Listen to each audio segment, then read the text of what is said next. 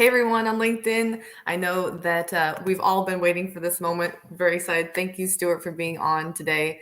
You're actually going to be the first episode of my season 2 for Top Down. So thank you so much for being on today.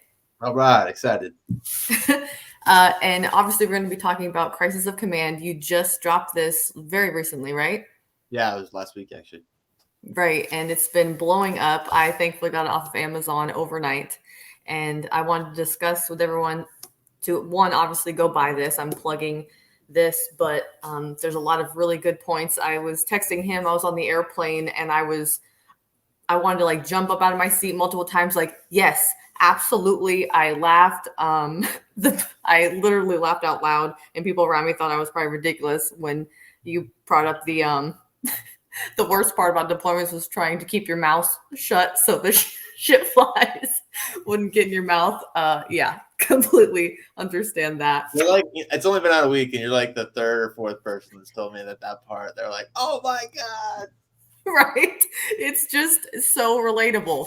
I was in Kirkuk in 2008, so a lot of these things just So ring. They ringed home. A lot of these things, like you were a liaison for the Iraqi police, and we had the academy right there at Kirkuk.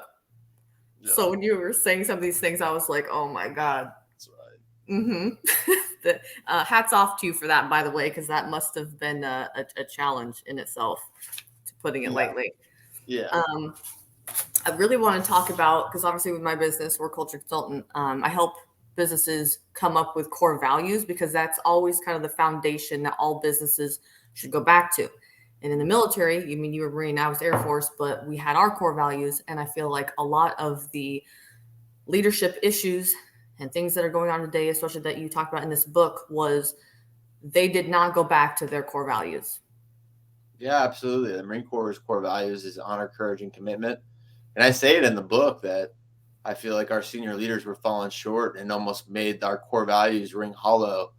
So when there are, moments where you call into question the very core values of your institution, I mean, that's a cultural problem. And just like you said, leadership has to establish the culture.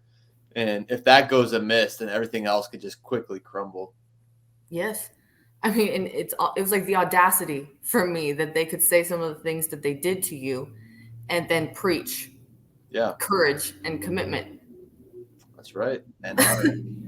I mean, when they took you in, obviously that must have hit you from at your core because you obviously do care about the Marines and the core values. And like, how did you feel? Yeah, I think that's why I got so upset. Honestly, I don't even know if I guess I do cover it in the book, but in the letter of reprimand, when my senior general called me narcissistic, and I was like, man, narcissistic would be all about me. Everything I've done is for them.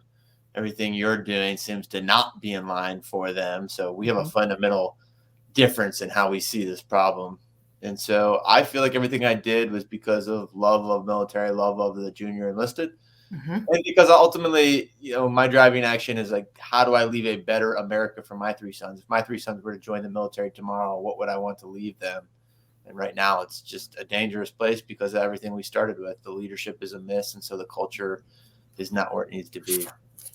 Do you feel like the military culture? I mean, I can only speak to Air Force, so but do you feel like it's more so just in the past decade? Would you say that the military culture has almost gone to crap? Because My theory is it's been a slow degradation since Vietnam, really since post World War II.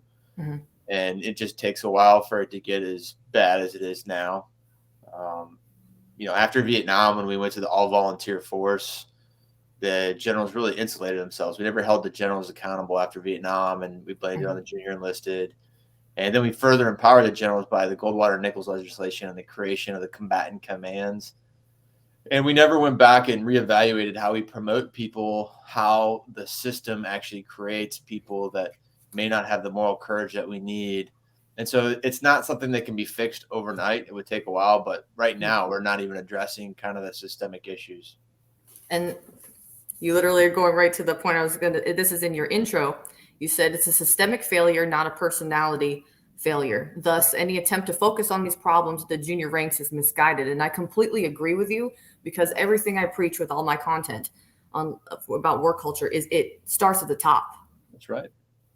And that's why, like, when all this was happening to you, I mean, you don't know me from Adam, but I've been just singing your praises, because the intestinal fortitude that you have is why so many people are against you. And, you know, it sounds like I'm fangirling here, but I'm serious. There's a lack of leadership like yours. And it took, I mean, obviously, you jeopardize a lot, your career, stuff with your family, you know, and hats off to you, because that couldn't have been hard, but you did this from a place of love. And for that person to call you narcissistic is just disgusting to me, because their lack of love of country is what got us into this situation with that disgusting pullout of Afghanistan. I mean, there's so many people, and like, you just brought up so many good points in this book, right in this intro as well. Toxic leaders are promoted by squeezing every ounce of performance out of their men. Every commander gets one shot. The commander's one shot is their most important opportunity to promote, regardless of their significance. Yeah, regardless of their operational significance. I put that in there because Yep. oftentimes people are like, go do a B billet, go do this billet, not in the operational forces, and it'll be a break. But you still get a lieutenant colonel or a colonel that's their one command.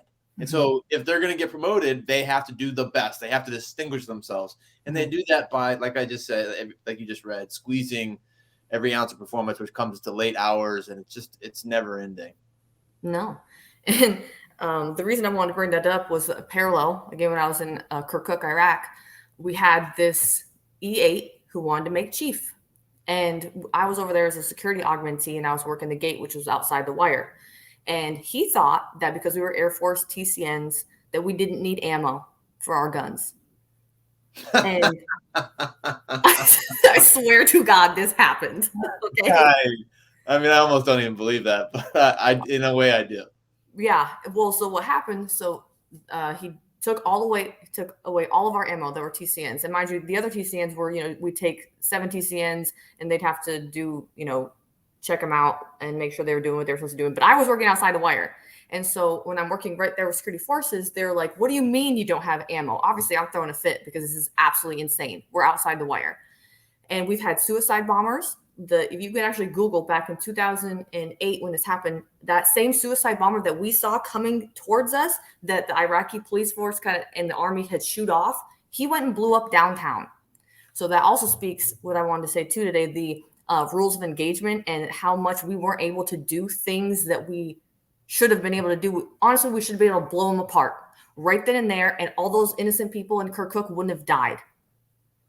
Yeah, I spell it out in my book too. I think our theory of rules of engagement, which ties back to we need to maintain the moral high ground, really cripples us in a lot of ways. It doesn't allow the lethality that we need in certain engagements. So the examples I gave were in Ramadi, every bad guy knew to dress as a woman because we were not allowed to speak to women because that might offend them, right? They're in their Muslim culture. They would shoot at us from the mosque because they knew we would have to get on the radio and go through 17 layers of command and control to be able to enter the mosque.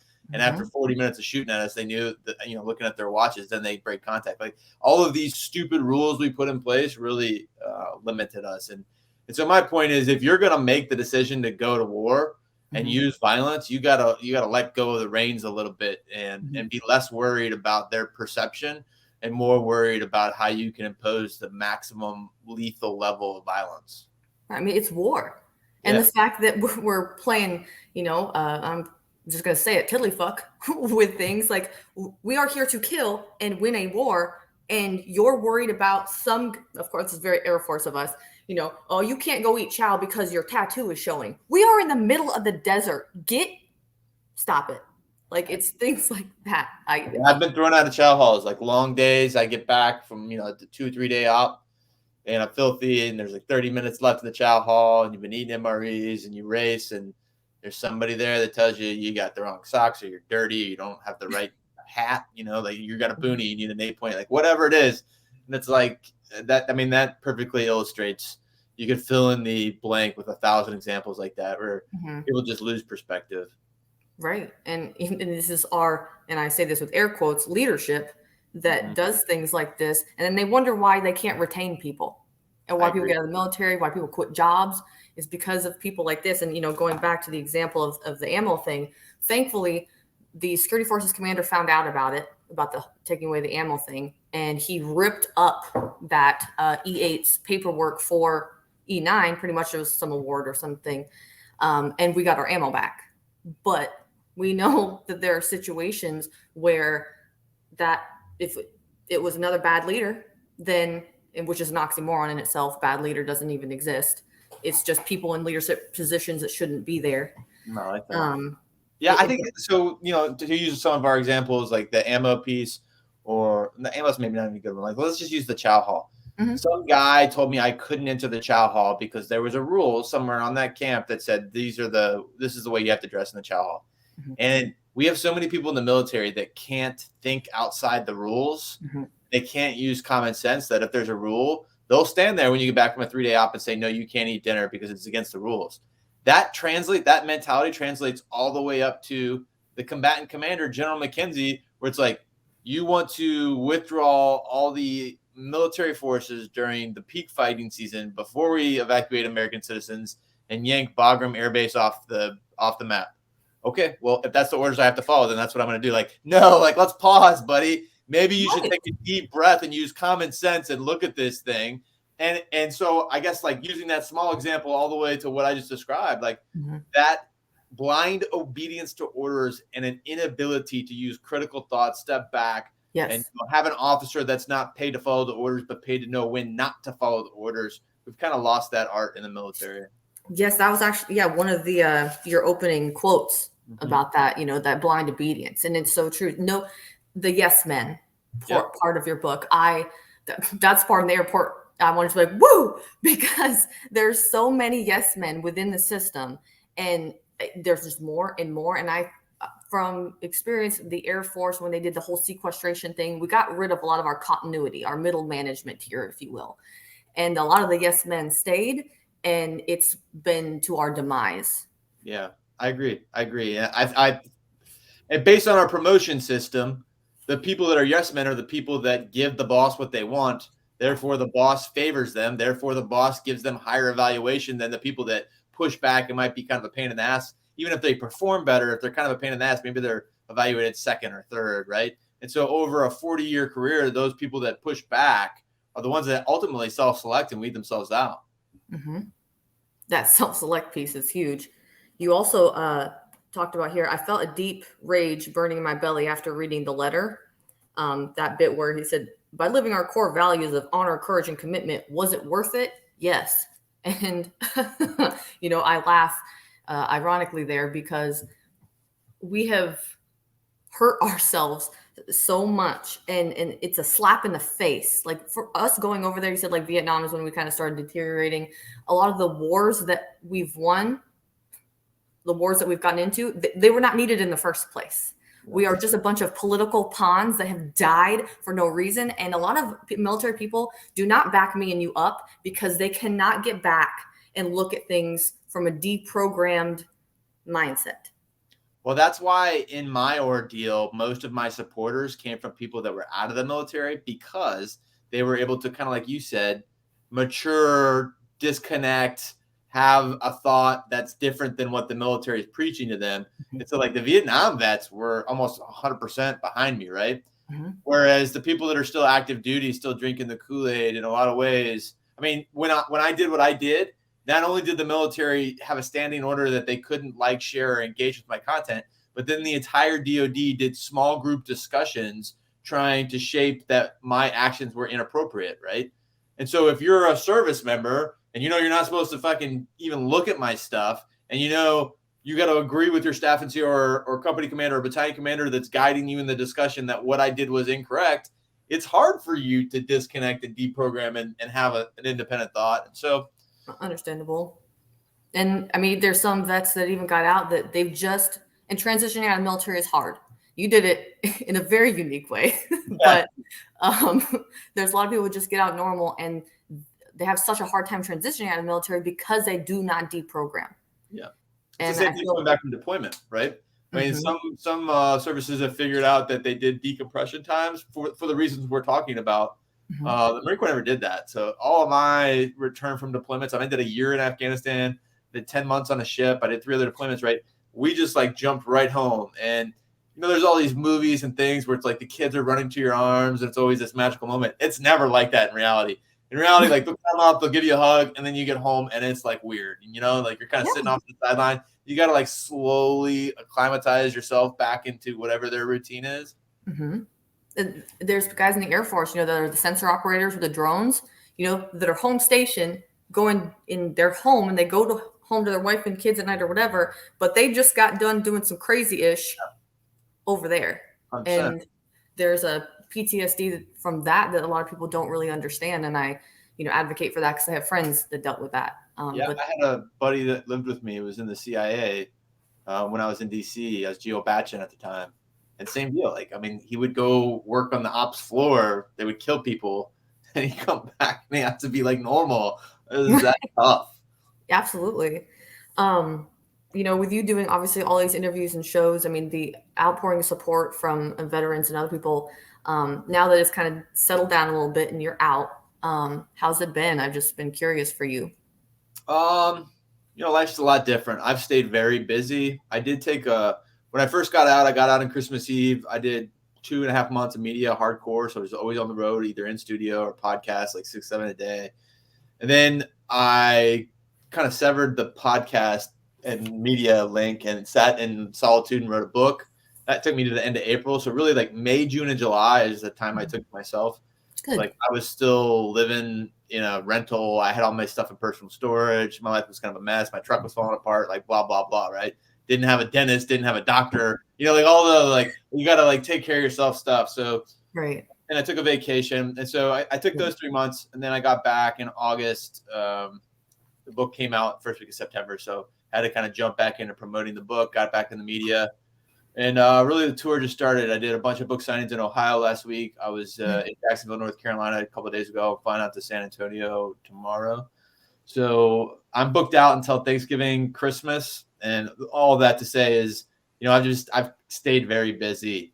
And I like being busy. So that I do that intentionally because I have to be on the go or my mind starts like wandering. And then I get like, I don't know. It's easier for me to be busy. Right. Idle mind is a devil's workshop. Yeah, in a lot of ways. And so anyway, in January 23, when this book tour comes to an end, then I'll have to really figure out what I'm going to do when I grow up. I'm not there yet. No, I empathize. I've been out as long as I've been in now. And there's that, what am I going to do when I grow up situation? Obviously, this business, it's my thing, but it's not easy, finding that. But I'm glad you're taking time to yourself. It's important. Thanks. Because yeah, you've had a lot going on.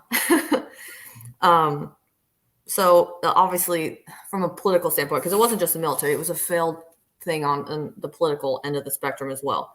And I hate even calling them leadership because they're not. I won't even give you, like, when I say someone is a leader, that is a prestigious title. Not everyone gets that. But, I used to work for the SecDef. I was a flight attendant in the Air Force, Air Force One. For those of you who don't know, that's Air Force. That's us up there. And I've seen a lot of politics, obviously things I can't talk about, whatever I'll end up missing. But like I noticed that politics is just a bunch of yes men. It's just appeasing who's ever in power at the time. And people like you are needed in the military. And it's unfortunate you had to get out. And I know people are like, oh, well, if you care so much about the Air Force, because I do, why'd you get out? And I'm like, because there was no winning. Yeah, that's people right. Like, I 100% agree with you. People say the same thing to me.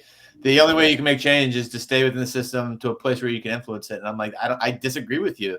The longer you stay in, the more concessions you have to make and the more of yourself that you give up.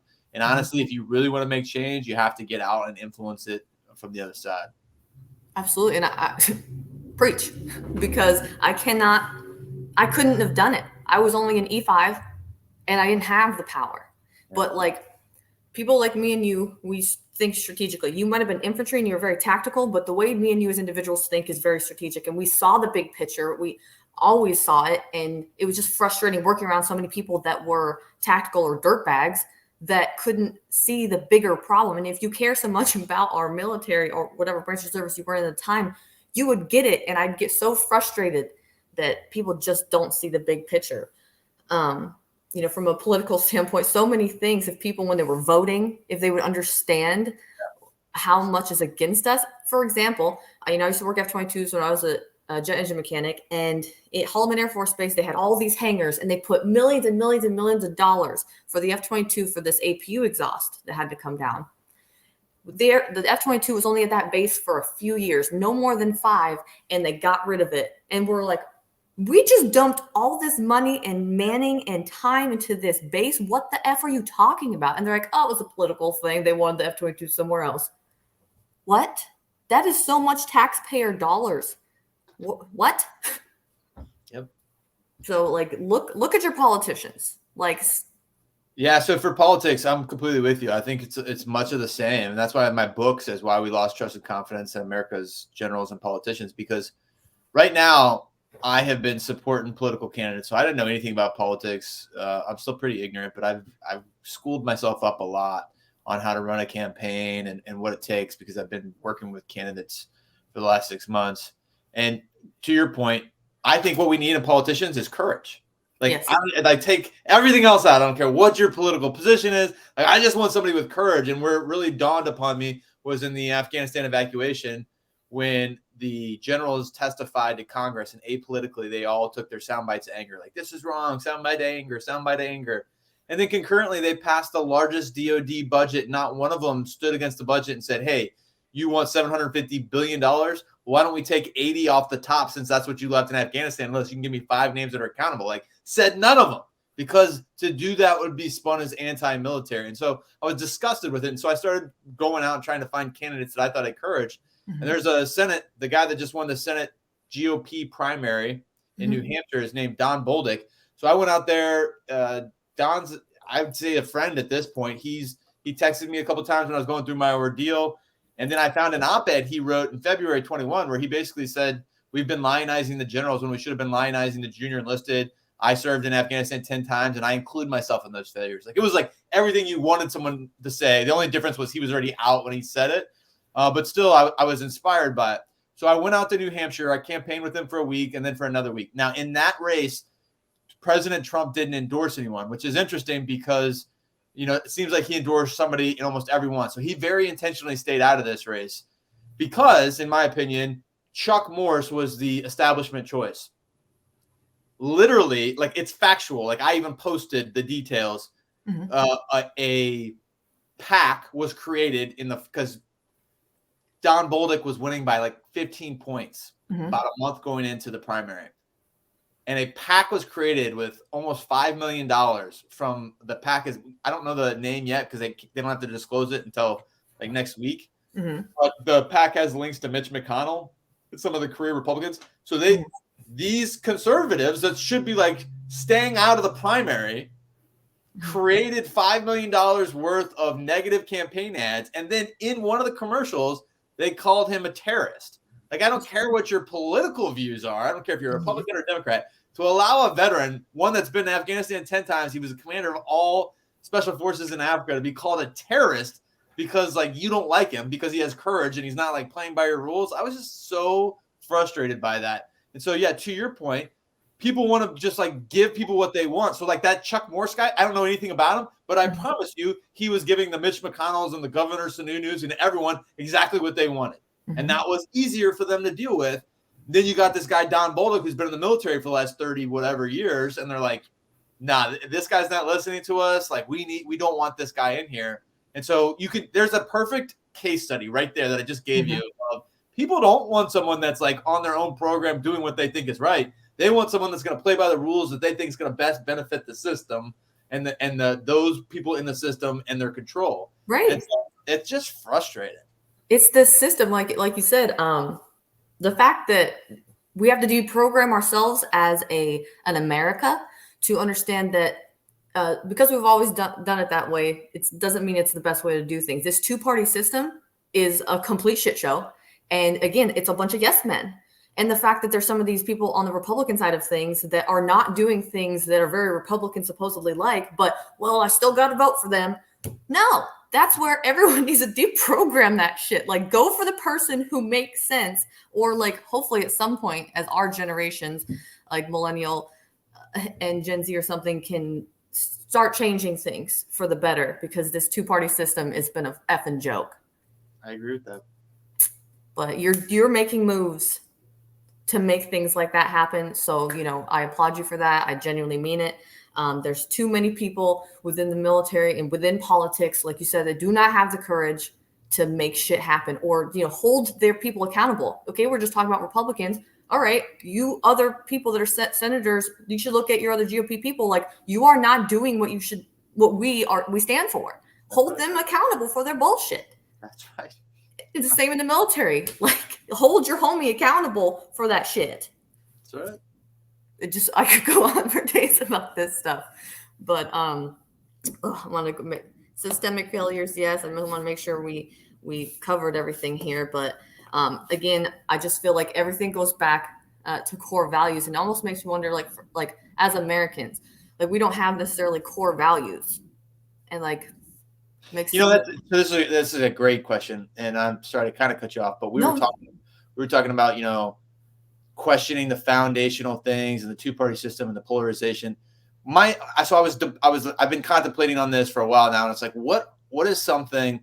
So how in the president's State of the Union, and the president goes up there, it doesn't matter what party they are, all the congressional leaders do this stupid thing where they stand up and clap like when they hear something that they support. Like, if the president was to stand up and say, all right, everyone sit down now. Like, everyone stand up if you agree with this, right? Like, what would be something that he could say or she could say that everyone would agree with, right? So I would start with number one, like, you love America and you genuinely want to leave a better place for our children. Like, can we all agree on that? Hopefully, like, all Republicans and Democrats can be like, yeah, we love America. And you know what? Like, I'm not at this point, Brett, I'm not even sure that everyone would agree with that, right? Someone would be like, no, but yeah. What can we agree on? So, like, let's start there. And then it's like, I would start, you figure out where you start diverging, but there's got to be. And so what's a core value? A core value to me should be something that we can all fundamentally agree on. I mean, we can't even agree on, I pledge allegiance to the United States of America, right? Like, that's something we can't even agree on anymore. And so I think instead of just focusing on the division, we need to, as a group, and let's start with our representatives who lead us. Yes. What is the things that we agree on as Americans? Yes. And so we just don't have that. I mean, like, we all agree that we want immigration, right? Like, America's founded on immigration. What we can't agree on is, should we allow an illegal flow through the southern border, or should we just, reform the other process that we have? Like, so, but like, can we all agree that America wants immigration? Yes. Okay. Now let's talk about like how we do that, right? But you got to start with things that we have in common, and we just don't seem to do that right now. I think you bring up a great point as well, because of like how we look at things. And that goes back to my hippie shit of law of attraction. Like, if we focus on the positives, then we can start breaking the other shit down. That's right. Focus on what we have in common. But we're too, and this is the left and the right. Both y'all are idiots. Yeah, I'm 100% with you. Like, if I was ever a politician, mark my words, when whatever the president is, they go up there and we stand for the Pledge of Allegiance or whatever the first thing is to America, I will stand. I will not stand and clap whenever like there's a party issue that I want to like get up and clap. Like, I'm not going to do that. So like, it's all theater. It's not action. It's all talking. And it just it sickens me a little bit. I mean, do you want to run at some point? Like, what's your take on that? I don't know. Like, I don't want to be a politician, but I don't want those people to be my politicians either. That's kind of like the catch-22. So I'm still working through that. I haven't made any decisions. So I'm going to do the book tour through the holidays and then reassess January 23. Understandable. I mean, you do have a lot of people on your side, but I'm kind of like a lightning rod of contention. So like a lot of supporters, but then like it's, you can already predict that someone's going to be like, there's the guy that I was on a school bus saying he was going to bring the whole fucking system down, right? Like, so we live in a world of sound bites, and so I think most people are pretty smart and can see through some of that. But look at Don Bolduc's race going back to New Hampshire. Like, just the negative ads were enough to vanish that 15-point lead going to the polls. He still pulled it out, but yeah. So anyway, I mean, like you said, though, we got to do something different. And then yeah, that's right. We don't want what we got. Yeah, and I know people I've read some of the comments from trying to market this right here, and some people were like, "Well, I didn't like how he did things." Well, first of all, someone had to be a martyr, or maybe put a better word on that, but someone had to have the balls to do that, and it was him. You like a lot of these people that talk crap. It's because you would never do it. You would never have the courage to do it. Someone had to do it. We can talk about the semantics all day long, but it's the why you did it that matters more than the how you did it to me. Thank you. I agree too. That was my point. And partly most of my peers in the military, most of the junior enlisted were very supportive, but most of the field grade officers and up were almost shoulder to shoulder with their disagreement with the method in which I did it. And I guess I was the same way as you. Like, well, look around. Who else did it? Okay, no one. Is it possible that your universal disagreement with my method is in place because to agree with me would be an indictment on your own inability to do the same thing? You know what I mean? Yeah, it's part jealousy, honestly, probably. It's because they know they could never do that. But something had to happen, and a light needed to be shined on how big of a shit show that was. I have a lot of friends in the Air Force that were over there that had to deal with the dead bodies that came out of those landing gears, things like that, a lot more. And they all could have died. These are people that I love and care about. They could have died from your negligence. And that shit pisses me off. And I don't care, who that offends. Yeah. It didn't have to be like that. A lot of, not even the pullout, the whole war, that we've lost so many people and so many people came back with PTSD for what? And people are like, oh, it was the oil, or oh, it was, because we had to have something over it. No, if you put a freaking wall around these countries, they'll keep doing the same shit they've always been doing. We're not going to change anything. As much as you want that, it doesn't make it the reality, in my opinion. It's probably going to be the way it is. It's unfortunate. But we lost too many people, and I know you know that more than anybody. We just got to think differently. We have to step, like I said, outside the box, look at things from different vantage points, deprogram ourselves from the military mindset and this political shit, and be a we as a people and start thinking like that. So, I mean, I guess that's the best way to end this, because you made really great points about how we as Americans need to start thinking about what it is that we do all agree on. And then we can start making some freaking progress. I love it. Thanks for having me on. Hey, thank you. I'm so honored, and all the good luck and good juju going your way with the book. And I'm really excited to see what you end up doing after this. Thanks, Britt. Have a good one. Bye. Ending podcast.